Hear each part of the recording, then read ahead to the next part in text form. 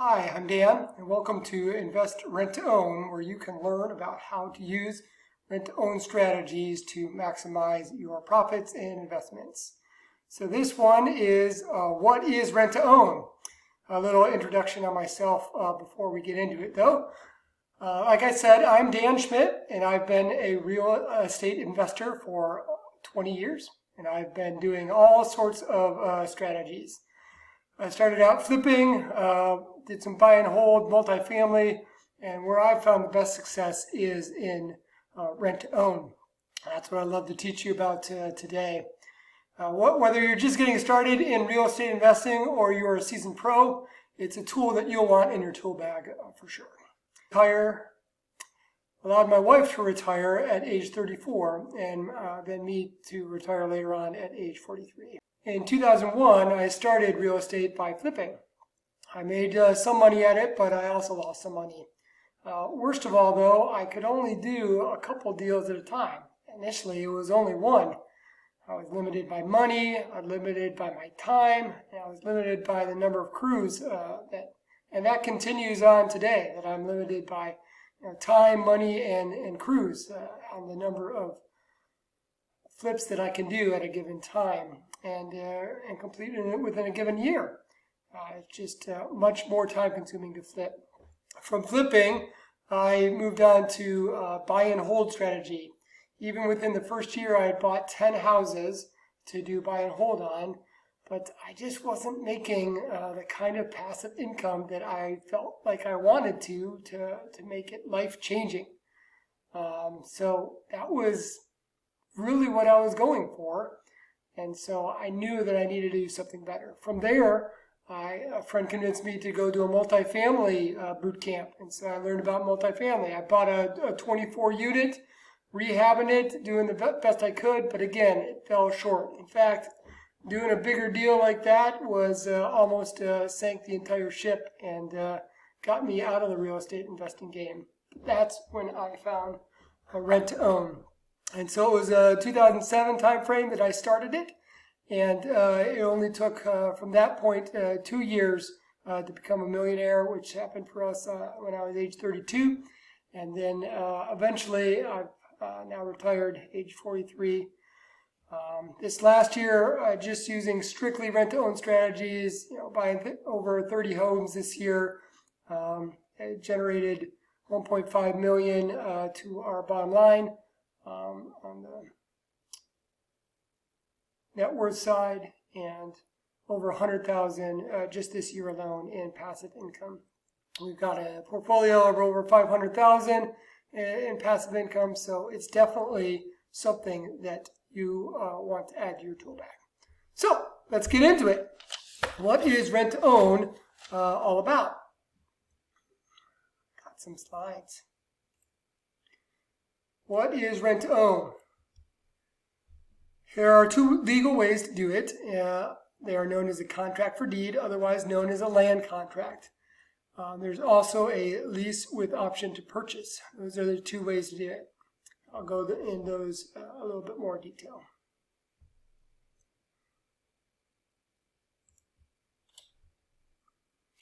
Contract for deed. Essentially, it is a contract that the buyer tenant needs to do the things that they need to do in order to get the deed. And so it's usually a bunch of payments. Maybe they've got to be responsible for taxes. Maybe you as a seller are responsible for taxes instead. Who's responsible for insurance, and who's responsible for repairs. So an example of a contract for deed might be that you ask $5,000 down, about $1,000 a month for 8 years, and then you deed the property free and clear over to them. And what happens if they don't pay? Well, it's not too tough. You just evict them. I've got a lawyer I retain. It's pretty straightforward. And that's actually good news because all the payments that they've made are wiped clean, and you can just resell the house, usually for better terms the next go around. I also like to make my tenants responsible for maintenance or any repairs. I also have them responsible for insurance. But I like to be responsible for taxes because that ensures that I've got clear title. Lease with option to purchase. That's the second way that you can do rent to own. Starts out like a standard lease. Maybe you're paying $1,000 a month for 2 years, the usual kind of lease stuff that's in there. You know, how many cats, how many dogs, whether you want pet deposits or what have you. I like to make tenants responsible for repairs as well. Very, very easy to do. You just add a little clause in there to make that happen. And then you add another agreement called an option to purchase. So the option to purchase requires a option premium. That's where you do your down payment. And that gives the tenant buyer a exclusive right to buy at a certain price. And you set that price today. You could set it per the market value that it is today, a little bit less, a little bit more. It's totally up to you, whatever you agree to. So an example of that would be $5,000 down with $1,000 a month for 2 years, and then they buy it for $125,000. A little bit more. You can have some of their down payment or monthly payment go towards the purchase. So, for example, often what I will do is I will have half of the down payment go towards that closing in 2 years and $100 a month. So that kind of is a built-in savings program. It doesn't get the full down payment that they necessarily need, because a lot of times people will buy with FHA or something like that, and there's a fair amount of closing costs that come with that. So maybe it gets them just over halfway in saving towards their down payment. And how is it done? Well, when it's time to sign contracts to purchase, you just deposit some money for the benefit of the buyer into that purchase escrow. Why would a buyer want to do rent to own? There are several reasons that I've listed there, mostly dealing with credit. Sometimes you can help them be saving for a down payment. Sometimes it's about the house. So if you think about it, you could put all these different things together about a house that isn't necessarily so perfect. Find yourself a rent-to-own buyer, saving yourself some hassle.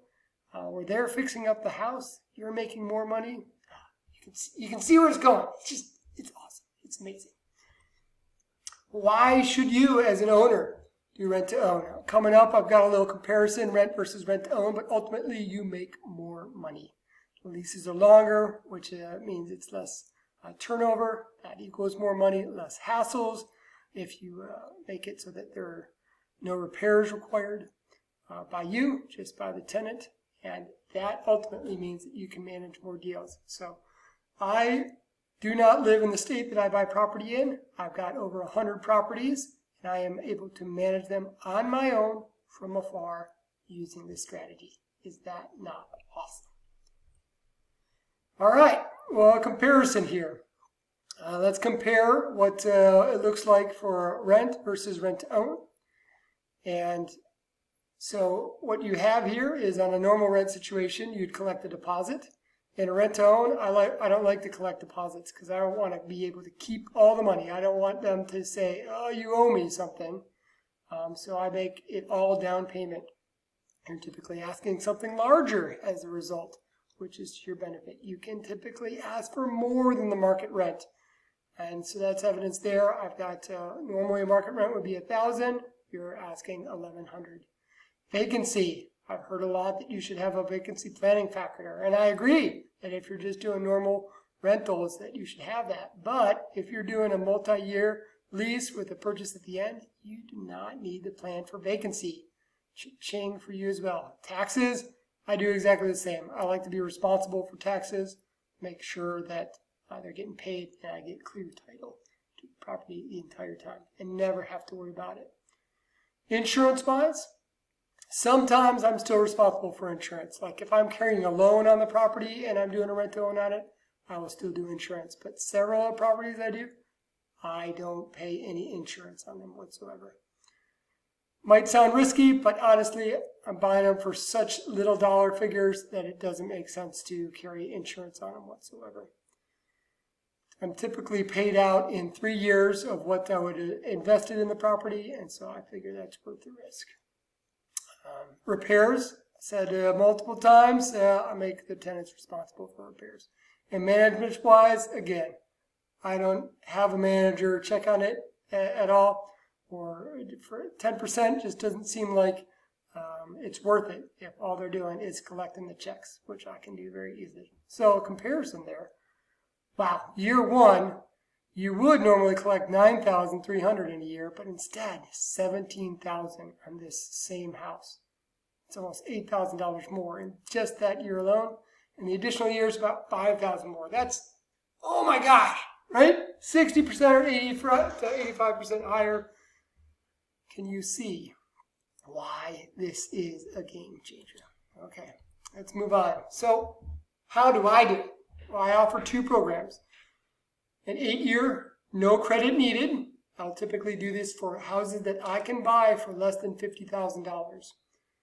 And so I'll set the payments precisely for how much I am spending to ensure that I get the rate of return that I am looking for. And I typically set it at 30% internal rate of return. I'll show you that coming up with an example. And then I offer a 2-year lease purchase. I also write in there a 1-year extension. I'm not trying out to scam people. I'm not trying to gotcha anybody. If you get to the end of 2 years, I want it built into the contract. You've got a decision to make. Either buying the house, you're extending by paying a fee, and then the rent goes up as well, usually $100 a month, or you're walking away. And so it's really in your course. You know, 3 kind of decisions. You either want to move ahead, you can or you can't. You want to extend, and it presses on. So here's an example of an 8-year deal that I did just this last month. Bought it for $26,000, got a little bit of closing costs. I paid cash for this particular house, and have sold it on rent to own, like a contract for deed, product. $3,500 down, $975 a month for 8 years, and I'm not doing any repairs whatsoever. Doesn't mean that there's not repairs needed. There's a few things that are needed. There's some drywall work that needs to happen, ceiling that's busted through in one room, a little bit of roof work, a little bit of window work, but it's not too hard, and the people are willing to do it themselves just to get the property. I'll pay the taxes at $900 a year for the 8 years. So all in all, you see the summary there that even after paying the taxes, my $27,000 investment is going to give me $90,000 when it's all said and done. And I put together a little internal rate of return calculator with my Excel spreadsheet there. That's a 46.7 internal rate of return. That's like an annualized return on investment. 2-year rent-to-own deal. This spreadsheet is available to you. And in fact, if you will subscribe to my Invest Rent-to-Own, then you can get this spreadsheet free. It's one that I have used for 20 years. I've modified it over the years to be exactly what I like in looking at a property. So on the left side, you see the capital gain, where I'm selling a house for $245,000, even though I bought it for $181,600. See that in the top middle? That's where you put that in. And then it calculates on the left side what the capital gain is. So when I'm evaluating a flip, I'm paying attention to the left side. In the middle is all the money that I'm investing. So is it a down payment? What are the points? Am I getting a down payment back? What are the repairs? That's all in the middle, so I can see what my total cash in is. You also see what the cash flowing return on investment is in the middle there. This is, I'm paying attention to the 19% that's highlighted there in green. That's after my tax rate is taken into account and after my depreciation benefit is where that 19% comes from. On the right side, you see all the cash flow information. $2,000 is the rent that I'm getting for it. You put in the property tax, you put in the insurance, any ongoing expenses. You can see I set vacancy to 0. I have no repairs. Straight on down, see I'm making $833 a month on this particular house. Bringing it all together, I've got a summary there at the bottom. Year by year, I like to see what if I got rid of this in 1 year, what if I got rid of it in 2 years. You see the 2-year lease option with $20,000 in rents collected, and the $60,000 in capital gain comes to an 89% return over those 2 years. So 46,000 invested, 80,000 gained over 2 years. So divided by 2, it's about 90% return on investment. Why aren't you doing this already? Gosh. Okay, again, reminder, if you're interested in this spreadsheet, I've talked with several people along the years that said that this spreadsheet is just amazing and it's a gold mine. I agree. Sign up, subscribe to us, and it's yours free. Summary, you need to put this tool in your tool bag. I would love to help you do rent to own. That's what this is all about. You make more money, longer leases, less hassle, manage more deals. It's nirvana. It really is. And I'm not even joking. This isn't hyperbole. This isn't, upsell strategy. Honestly, I've been doing it since 2007. It's been amazing. It's really supercharged my investing. So, thanks for watching. I appreciate your time today. I hope you learned something. I hope you're interested in following me, either here on YouTube or Facebook, or subscribing to our Invest Rent to Own channel. Look forward to talking to you soon.